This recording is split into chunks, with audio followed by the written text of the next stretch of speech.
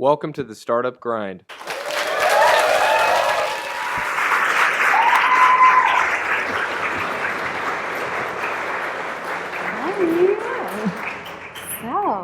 So excited you're here. I love all the smiling faces. Right? And she drove all the way up from LA. So, you know, we're always going that way. It's nice to have someone coming our way. Wow, like that's like this is a great where it's thing. all happening. Yes, totally. It is. So let's get started because we have a lot of questions. So get comfy because we're going to be talking about everything, I think. Let's get a little background on you. Let's start from like where you were born, how you came to where you are right now, and then we'll go from there. Okay. Well, it's only going to take us about 2 days to tell you that story, but I'll give you the short version. So I was born in India, and I'd like to believe I'm a born entrepreneur. I was born and raised in Mumbai, and my first experience with entrepreneurship was probably when I was about 6 or 7 years old.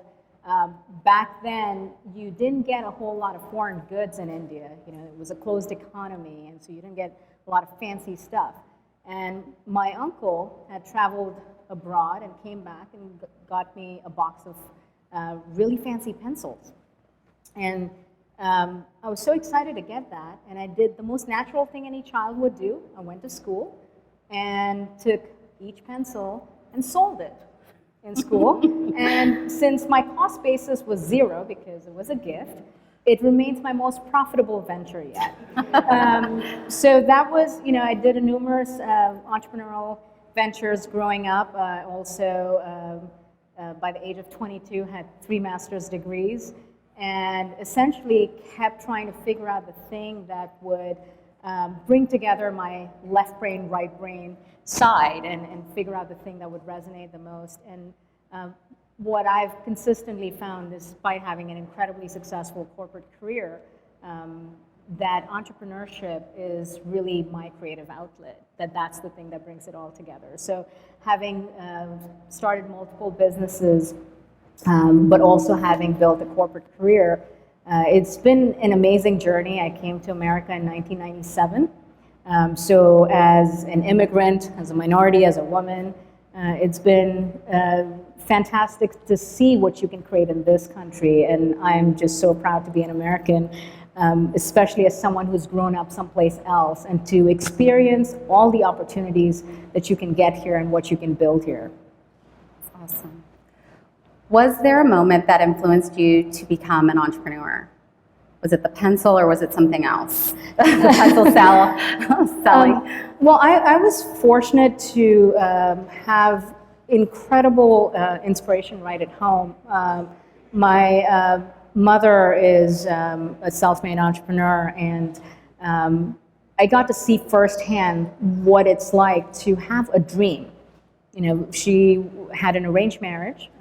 She was a housewife and started her business right at home, and had absolutely nothing, no resources, no support, no investors, nothing fancy in place. And she built up everything from that dream that she had of becoming a role model for other people and inspiring other people. And her belief in herself, her belief in her dream, and her commitment to be that source of inspiration for other women was really what guided her throughout. And so not only did I get to see what it means to really believe in yourself and to have a dream, but I also got to witness just the level of tenacity and hard work and persistence it takes to actually realize that dream.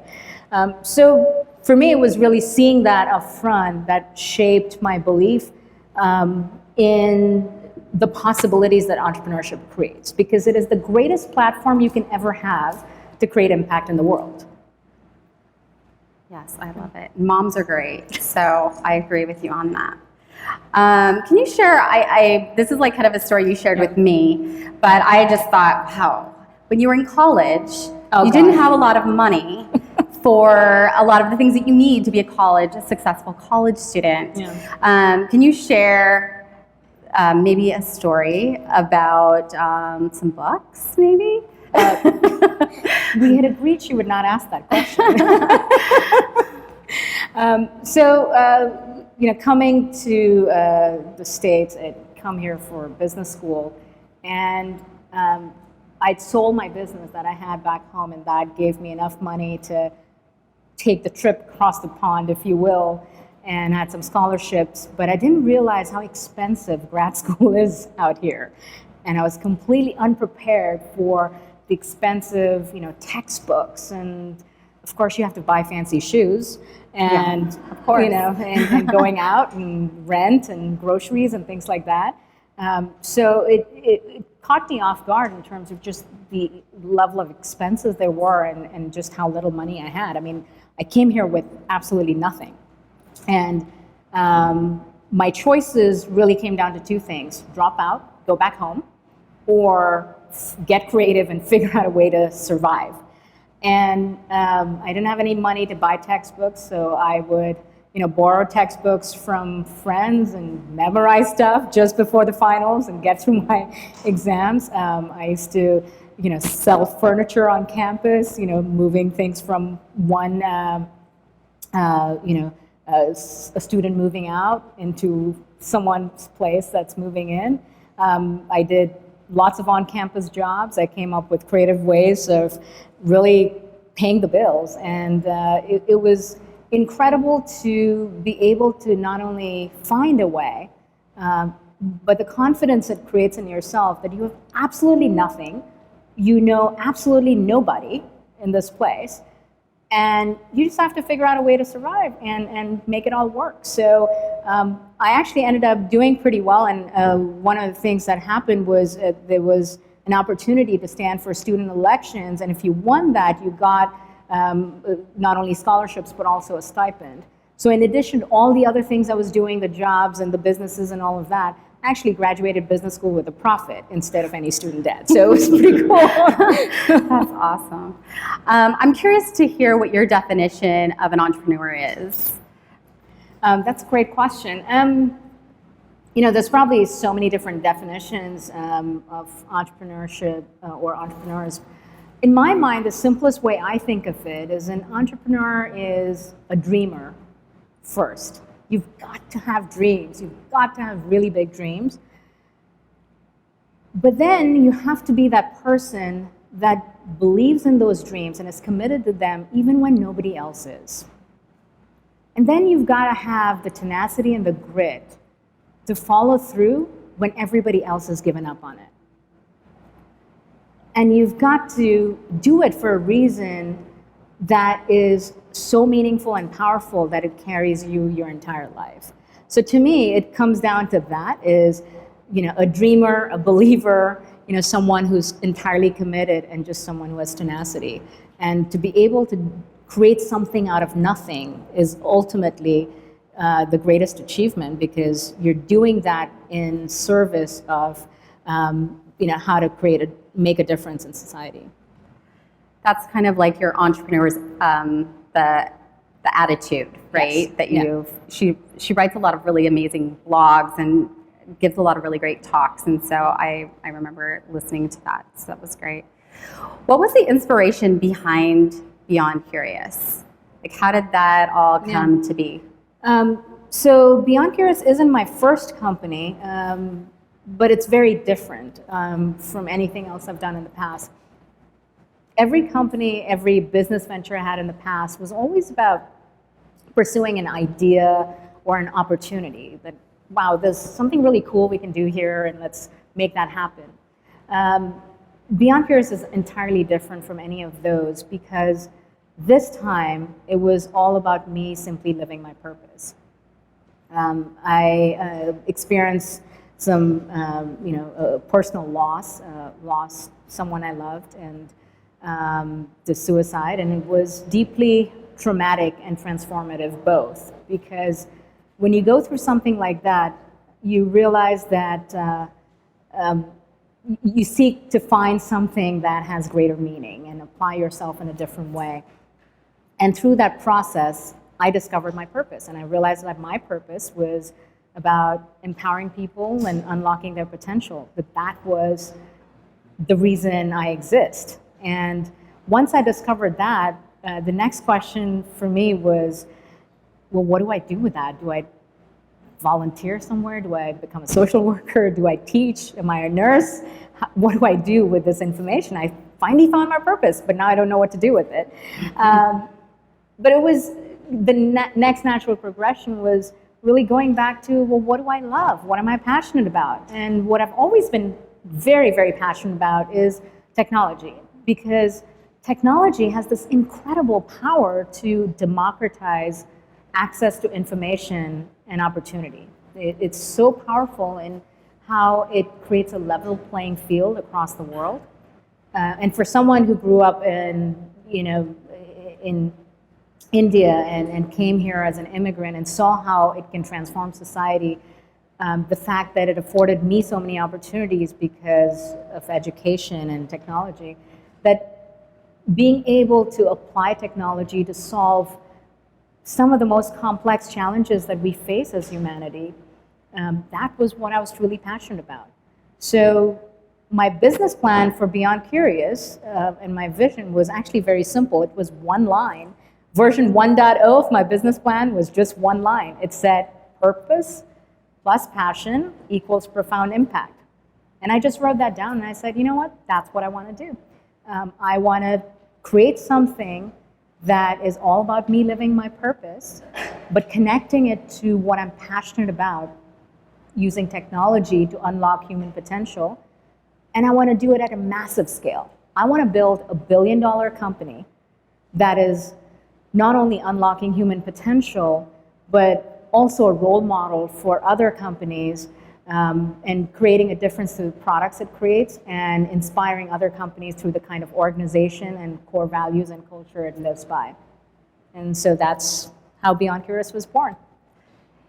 And BeyondCurious is an innovation agency. So that's the first time I've ever heard that. Can you explain that to us in more detail to kind of explain exactly what you do? Absolutely. So the marketing world has been shifting very rapidly. And traditionally, you built a product, and then you spent a lot of money marketing it and convincing people to buy it. And you could take a long time to not only build the product, but a long time to reach your customers and influence them and so forth. But disruption is increasing so rapidly. The pace of disruption has never been this high. And so when everything is getting disrupted at this pace, you can no longer afford to go slow or use traditional approaches. You fundamentally have to think differently. And so what an innovation agency does is it's really like, think of it like an incubator mixed with an accelerator for big brands. So most large companies compete on their size, right? They're like elephants. They go through the jungle competing on their size and they dominate the marketplace. Well, we make elephants run. That's what we do, right? So we work with these big brands and we help them figure out how they can unleash their potential, use very unique and breakthrough techniques, cutting edge technology solutions that help them move faster. And we help them gain more velocity in how they get to market. By the same token, we also work with disruptive brands like GoPro and Sonos and whatnot, where we help them scale very quickly because they move fast, but they are not able to scale quickly. So an innovation agency is like the strategic partner that is really helping them figure out how to dominate the marketplace. And we do that through techniques and technology and very unique talent that moves like Navy SEALs. That's awesome. So you co-founded BeyondCurious with Vishal Argwal. I hope I said that right. What have been some of your challenges having a co-founder? Do you guys always get along? Do you have disagreements? How does that work in your day-to-day? It's just like marriage. Well, I consider myself very lucky that I was able to co-found BeyondCurious with my best friend. Vishal and I have known each other for over 10 years and have worked together. We've actually started other companies in the past together.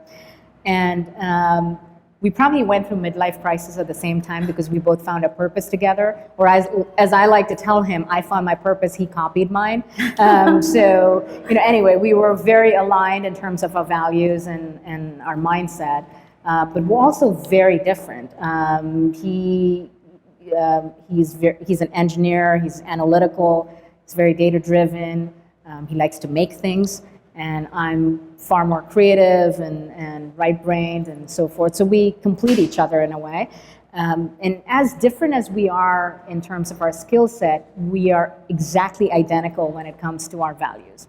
And that's the most important thing. So if you're looking for a co-founder, make sure you're not just assessing a co-founder based on skills and saying, okay, I've got these things and I want to find a co-founder who has these other set of things, because really where your team, your leadership team can make or break is how aligned are you in terms of decision making? How aligned are you in terms of where you want to take the company? How you want to treat people?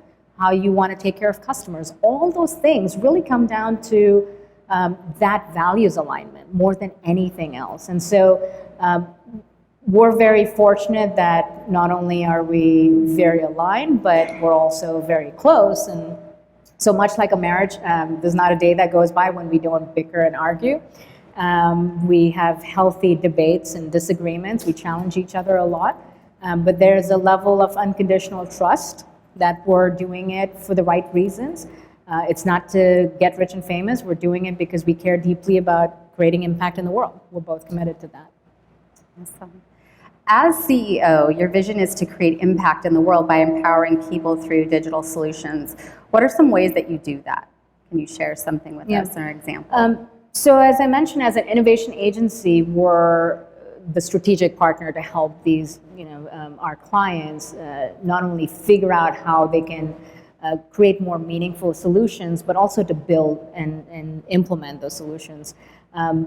We're living in a mobile age where everything is moving so fast, and we're all connected to our devices, and it's not just our phones and our tablets, but wearables and IoT and all the things that are coming out in the future. So the way we look at it is these technologies, these devices are fundamentally going to change our way of life. But at the same time, human behavior is also going to shape these products. So it goes both ways. It's not just us changing ourselves because of the way we look at our phones, and now we sit across a dinner table and we're staring at our phones. It's not just that, but it's also the way we're adapting to these devices is changing what those products become. So it's a very, very interesting time for us to be living in, to essentially create the very things that empower us to live better lives and to be more effective in what we do and to fulfill what we're setting out to do. And because of that, we're also shaping the innovation that further influences society. So for us, in a nutshell, we're building products that help people be more effective in their jobs. So we're creating apps and mobile experiences that allow, let's say, dealers to sell cars more effectively so that they can have better income and be more effective in what they're doing. We create products in healthcare that allow better quality of care, or we're doing things in hospitality that provide a better guest experience and so forth. So it's a variety of things that are all about essentially having a better life and empowering people to do well. Right. Do you have any tips on how an early startup can attract early adopters and for their products and services? Is there any tip that you could give someone that's maybe not as big as some of the companies that you represent? Yeah, that's a great question. I work with a lot of startup entrepreneurs, and I really enjoy hearing everyone's ideas about what they're looking to build. And there's two challenges that always come up, which is, I have this great idea, but I can't find anyone else to adopt my product or try it out. And the second thing is, I have this great idea, but nobody wants to give me money. Well, it's actually very simple. If you really have a great idea, first of all, share it. don't keep it to yourself. I think it's a complete myth to say, oh, if you don't sign an NDA, I'm not going to tell you about your idea. Trust me, if all it took was an idea to build a business, there would be 7 billion entrepreneurs in this world. It takes so much more than that. So share your idea freely, invite friends and family and advocates, share it on Facebook, tell people you've got an idea, a prototype or concept, ask them for feedback. Because whatever you start with, that's never going to be what you launch with. I can guarantee you that. It's going to iterate so much, you're going to pivot so many times, you're going to shape so many things. In that, the best gift you can give to yourself is learn early and often. So get those people that are excited about your products, the ones that actually want to engage with you, and build a relationship with them. Talk to them, ask them about their feedback, figure out how you can make their lives better, and then share those stories. The more you communicate, you're all actually building your brand by simply being transparent about your journey, simply sharing what you've learned and making your users and your customers feel like you really care about them. Just a quick aside, I was at a conference just yesterday and I talked to the CEO of Flipboard, and he was an incredibly inspiring guy, and Flipboard, as you guys know, has grown a lot, very successful product. The entire time we talked to him, he spent 90% of his time asking me what advice I had on how to improve Flipboard. And it's so telling because he wasn't pitching anything, he wasn't talking about anything else other than how can this product make your life better? That's it. And that's true for an established company, and that's true for a startup, and that's true for an idea in your head. Ask your customers. Great. Can you share advice and insight on a challenge you overcame to be successful today? Well, there's many. In the context of BeyondCurious, we're now over 3 years old, and when I started the company, it was just an idea in my head, and the company started out of my house, literally. I had no clients, no case studies, no team, very little capital, and it was entirely self-funded. Literally started, it just grew one customer at a time, just one advocate at a time, and then we just caught momentum and we grew very, very quickly. And we grew so much that we burned through cash. And as any of you have heard, cash flow is what you need for survival. Your revenue can go up, but you might be actually burning cash. So we went through that where we grew so fast that we essentially just burned through all the cash that we had and came down to barely about 3 to 4 weeks of cash flow. And at one point, this was from a couple of years ago, and it was incredibly stressful to go through that. And I tend to be very transparent with my team, and I shared with them the situation we were in. And what was so inspiring was their reaction to it, of saying, you know what, that's okay. Let's not get paid, hold back payroll. Let's figure this out, let's turn this around, and let's build back up. Let's make this healthy and profitable again. And to go through experiences like that together, because it's not just about your journey, building any business, building any company is ultimately about a team. It's not about you, it's about how you can get other people excited about it, because the best business you can build is to not build a business, but to create a movement. And a movement is all about people. So that experience really shaped not only the BeyondCurious journey, but also became a very pivotal moment for me, because to know how important that is about the people part, and that you can weather any storm if you've got the right people and they believe in the same mission as you do. Love that. So you recommend bootstrapping your ideas if possible, avoid outside funding to maybe stay. Well, it depends. Your destiny, I think that really depends on the nature of the business. I don't think that's always true for every business. In our case, I came from a background of consulting and services business, so it's what I knew very well. Therefore, I chose to start with a services model. Our goal, though, is to essentially evolve and expand from that, and we're incubating our own products and so forth. But it depends what your business is. If it's a heavy cash flow type of business idea, then funding is necessary. But there's several sources of funding, and there's several ways to do this. I think at the end of the day, I still believe that the best investor you can ever find for your business is your customer. Because your customer is essentially telling you, hey, I love your product, I'm actually willing to pay for it.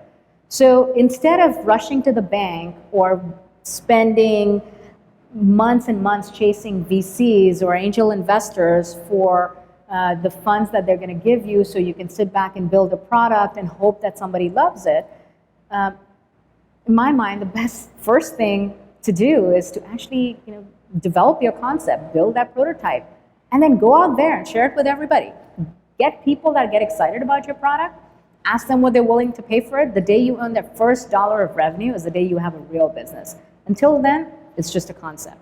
So that is, and if you have paying customers, then you get a lot of leverage because you don't need investors. You don't need bankers at a point. You never want to use funds just for survival. You don't want to get investment to survive. You want investment to scale. So getting those customers early not only allows you to vet your business model and validate how you need to shape it and shift it, but then it also allows you to, once you're sure that this is it, I've cracked the code, I've got it right, then go get the funding to scale it really big. And that's the best advantage you can have even as an owner. That's great advice. I want to talk a little bit about innovation because you've written a lot about that. Yeah. Can innovation be taught? That's probably a highly debated question. My point of view is that, yes, it can be taught. I think innovation, simply said, is the ability to overcome constraints and barriers, break through barriers, and create exponential value. Now, to do that, it takes a combination of the right skill set, but even more importantly, the right mindset.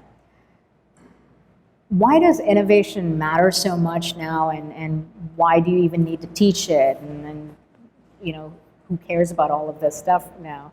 I think it goes back to where we've been in terms of our business environment and organizations. A lot of companies still operate in the 1950s org models of hierarchy and structure. They're all companies that were designed for a very structured environment that was very linear and designed to do capital projects.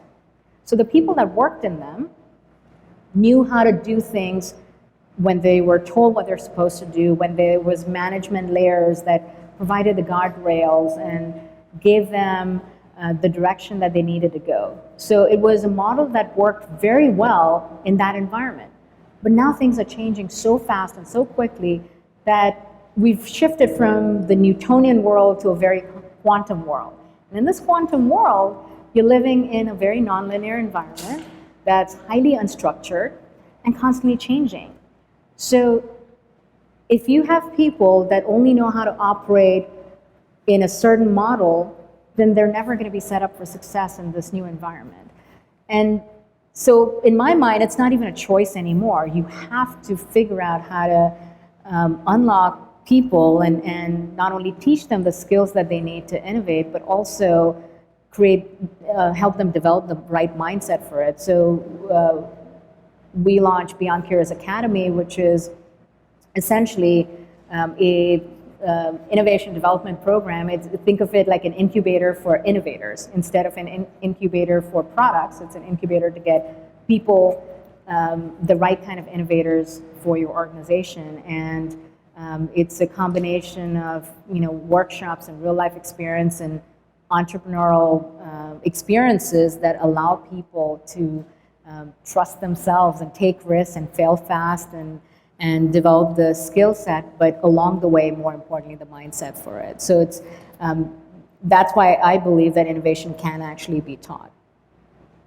So you're not born with being an innovator. You I think you can be, yeah, I mean, innovators tend to coincide with entrepreneurs, right? I mean, entrepreneurs are innovators because they see something that nobody else can see, and they take risks that nobody else is willing to do, and they keep at it until they figure it out, even when other people have given up. So in many ways, they're very correlated. So just like entrepreneurship can be developed as a skill, I think innovation can as well. You talk about leadership, the right kind of leader. How can we be a better leader? Can you give us some tips or maybe some thought on that? In my mind, the leadership, the highest calling of leadership is simply to unlock human potential. You could confuse leadership with control and being in charge or being the boss. But I really do believe that the greatest leaders are the ones that unlock other people's potential. And to do that, you have to, it's like driving a bus. You have to set the vision for where the bus is headed. You have to know all the right people that you want to get onto the bus. So you have to really be able to spot talent and know what makes those people tick, how they're intrinsically motivated and what they're passionate about. And then once they're on the bus, you want to make sure that you have all the right people in all the right seats on the bus. And that's what leaders do, right? So all of those things really come down to having a clear vision, but most importantly, unlocking people's potential. And you do that every day. Can you talk, how do you, your culture in your company, how does that apply, unlocking their potential? I actually had a chance to visit her office and talk to some of your new people, and they were so excited to be hired. They were like, this is the best place, and they've only been, I'm like, how long have you been here? And they're like, oh, just a week. And I'm like, wow. And so I was like, gosh, what's going on here? I mean, how many employees do you have now? Yeah, we're about 50 people. Yeah, they have a lot of people. Yeah. How do you keep that culture, like you're talking about, going so that they stay happy and they want to continue to, give up their paychecks for you? I mean, you definitely, I get that vibe from you. You're just a really amazing person. So I could see people wanting to follow. Yeah, I think to create that culture really goes back to starting a movement as opposed to starting a business. And just like in a movement, I mean, if you think of any movement, any leader, revolutionary, they have a belief in something. They're not brainwashing someone else to join them. They're simply expressing their belief in why it matters. The why matters so much more than the what or the how. And then you have other people that feel the same way and they simply align. And then you walk on that journey together. And that's why, in my mind, hiring is getting the hiring part right is so important. I consider talent our make or break, but getting hiring right is the most important thing we could be doing.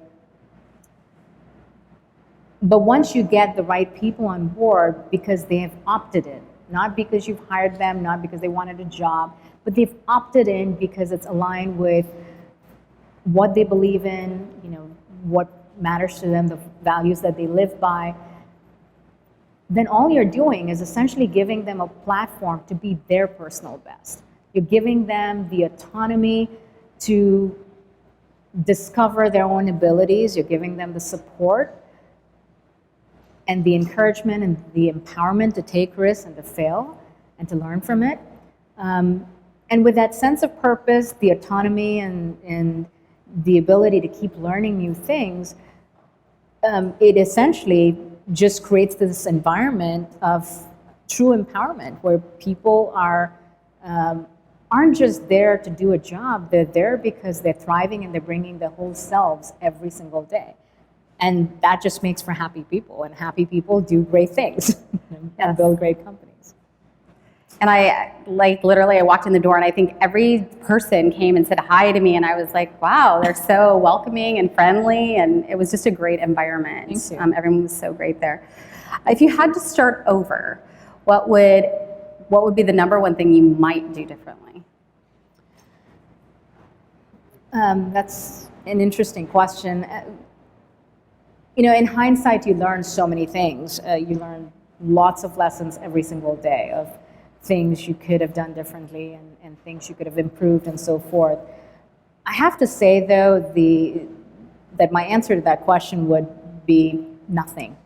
I would not do anything differently because for me, again, this was not about getting something right. This was about me living my purpose, which was The journey. empowering people. Am I doing that every day? Absolutely. It was about doing something I'm passionate about and learning from it.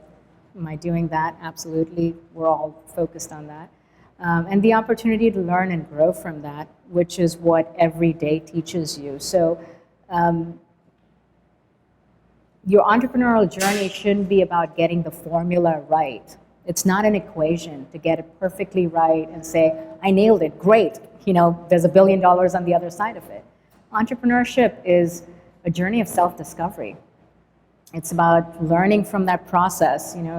You feel like you're living in a house of mirrors. There's no part of you that is hidden at any time. Everything gets exposed, and it's up to you how you react to that. You can either see that and learn from it and get stronger and better, or you can choose to ignore it, and you're shaped by those experiences. So really, I would not do anything differently because every day I'm learning and growing, and that's the greatest gift of all. That's great. Is there any one quote or word of advice that you feel has helped you on this journey? I love interviewing people and asking them questions and learning from them. Just naturally very curious. Wonder where that name comes from. Well, curiosity is something that we're all born with, right? I mean, it's something every single person is born with, and then as we get older, we tend to lose that sense of wonder and curiosity. But it's such a gift because if you hold on to that, you're going to constantly learn and keep evolving and becoming better. And I've asked that question of so many people about, what advice would they give to someone? And I've asked this question for many, many years, especially people that have built multiple businesses, not just the one-hit wonders, but people that have built 10, 11 companies in their lifetime. And I was, delightfully surprised to find that I got the same answer every single time. And the answer was, just don't give up. And I kept thinking at first, no, there's got to be something better than that. There's got to be a bigger secret to it. And I was like, no, just do something you love because it's going to be hard and it's going to be painful and it's going to be scary. So as long as you're doing something you love, you'll have the will to wake up every day and keep doing it. And, do it because it has personal meaning to you. Don't just chase money and don't just chase the get-rich-quick scheme because it's not going to last very long. You're going to keep, the why behind what you're doing matters a lot. But beyond all of the purpose and the passion part of it, what ultimately matters is the persistence. So you could start with all of that, but if you don't have the persistence to just keep at it no matter what, I think you ultimately just, outwork your competition. You just outlast the competition. That's what ends up happening. And I can categorically say that that's been very true in my own experience, is that there's been other companies or entrepreneurs with maybe better ideas or more funding or more exciting portfolios and whatnot. And as long as you're just keeping at it because it matters to you for a meaningful reason, you're always going to win at the end. Love that. The last question I have for you tonight is, during your journey, what has been the greatest lesson you've learned so far? And share it with us. Your biggest lesson. The importance of dreaming. Dreaming is something that we all have the license to do, right? Dreams can be very personal. You don't have to tell anyone else about them. And yet we censor ourselves, right? Like we limit the size of our dreams, and or we just disregard it because like, oh, that's impossible. That would never come true. I could never do that. And yet the very thing that this entire journey is about starts with that dream, because a dream it's an idea, right? An idea is the most powerful thing in the world. It's the most scalable thing in the world. Ideas have shaped nations and changed humanity and cured diseases and all kinds of things. And so, but it all begins with a dream and a desire. And the importance of dreaming big, really, really big, is my greatest takeaway. In fact, every time I've looked back, my only reaction is, gosh, I wish my dreams were bigger. And it's caused me to dream even bigger than that. And so that's probably the best advice I can give to everyone, is that no matter where you are in your journey, regardless of your current circumstance, just dream, and dream really big. If you're going to dream, just dream really, really big. Why not? I love it. So, in my dreams, I live in the White House and run a $1 billion company. So. Well, thank you so much for coming out and sharing with us your story. Let's give Nikki Barua, BeyondCurious, a big round of applause.